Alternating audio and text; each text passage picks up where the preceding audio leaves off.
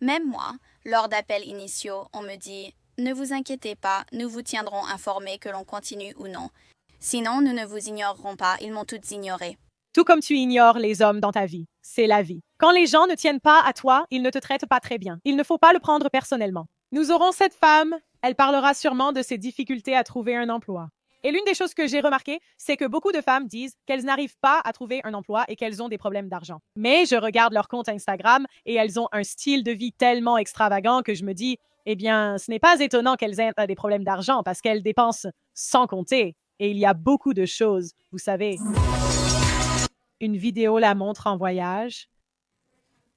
Maquillage prononcé, on dirait des extensions de cheveux, peut-être quelques petites chirurgies esthétiques.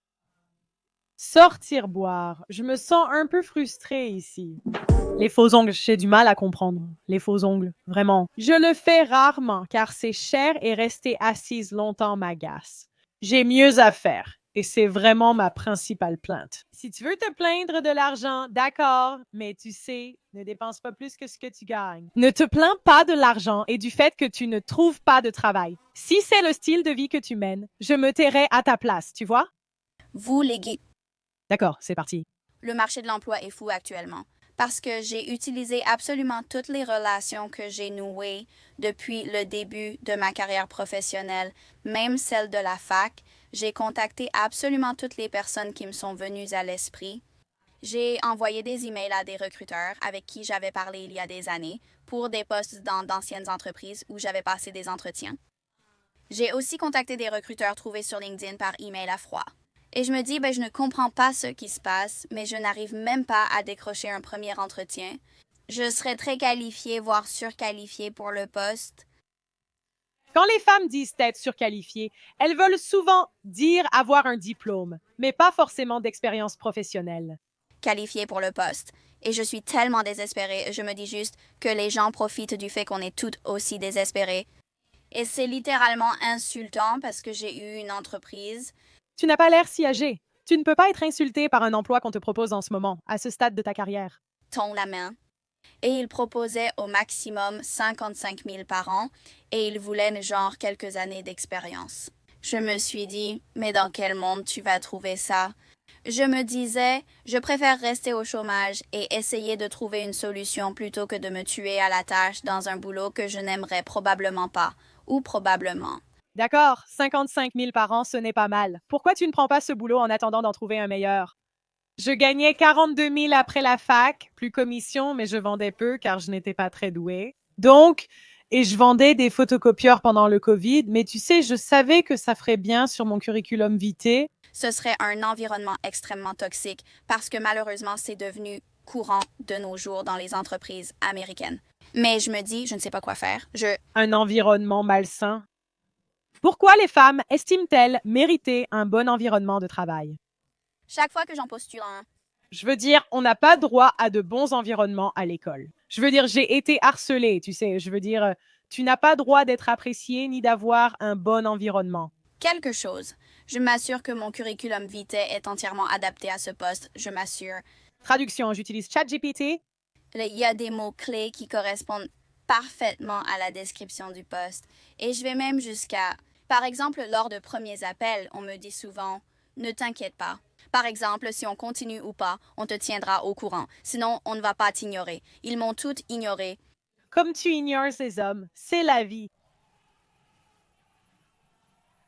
Quand on ne tient pas à toi, on te traite mal. Ne le prends pas personnellement. Je me disais, ne me dis même pas ça. Et puis, il y avait une autre entreprise pour laquelle je passais un entretien. C'était juste un premier entretien avec les ressources humaines. Elle était là. Oh mon Dieu, je suis si excitée de te présenter à l'équipe. Et je l'ai relancée environ une semaine plus tard, quand elle avait dit qu'elle me recontacterait. Et quand je lui ai envoyé un email quelques heures plus tard, j'ai reçu une réponse automatique disant qu'il poursuivait avec d'autres candidats qui correspondent davantage. L'expérience leur convient mieux.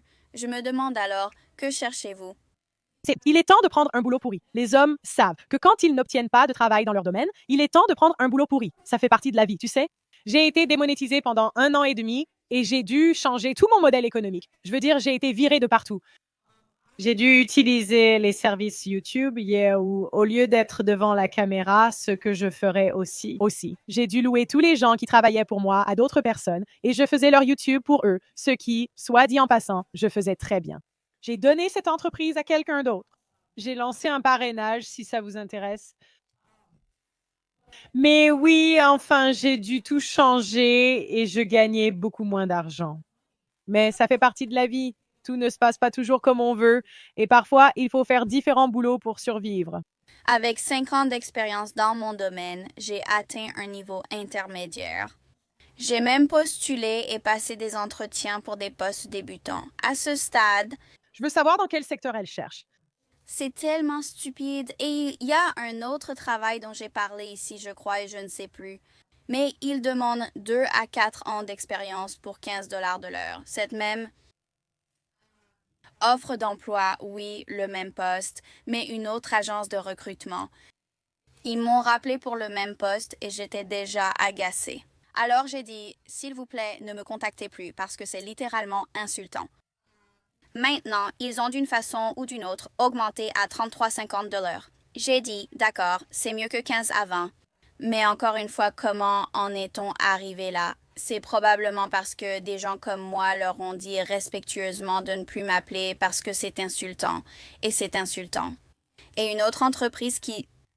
On propose un emploi à des femmes. Elles n'aiment pas le poste et se vexent. Arrête de te prendre au sérieux.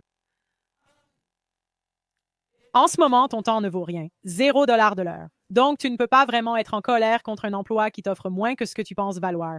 Si personne n'est prêt à te payer ce montant, alors tu commences à envisager des offres moins bonnes, au moins jusqu'à ce que tu trouves un meilleur emploi. C'est local. J'ai passé un entretien pour un emploi et j'ai indiqué le salaire que je souhaitais. Et elle m'a envoyé un message en me demandant est-ce que tu as une certaine flexibilité dans tes attentes salariales? J'ai répondu oui, j'ai un peu de marge. Pourquoi? Elle m'a dit j'ai parlé de flexibilité et elle a ajouté on ne peut pas vraiment atteindre ce montant. Il y avait une différence de 30 000 dollars dans ma demande ou dans le salaire que je souhaitais. Je m'attendais peut-être à 5 000, 30. Il demandait quelques années d'expérience. Je me demandais dans quel monde on vit et je ne comprends pas. Je vois plusieurs choses sur LinkedIn, notamment des annonces comme je commence un nouveau poste, bla bla bla.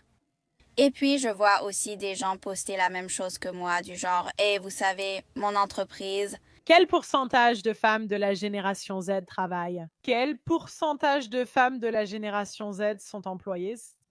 Je suis curieuse. Donc, ça dit en 2019, le chômage des femmes était de 3,6%. Les femmes de la génération Z devraient constituer 30% de la main-d'œuvre d'ici 2030. Bon, je ne trouve pas la statistique. Si quelqu'un l'a, merci de la mettre en commentaire. Partagez-la et j'ai perdu mon travail, bla bla bla bla.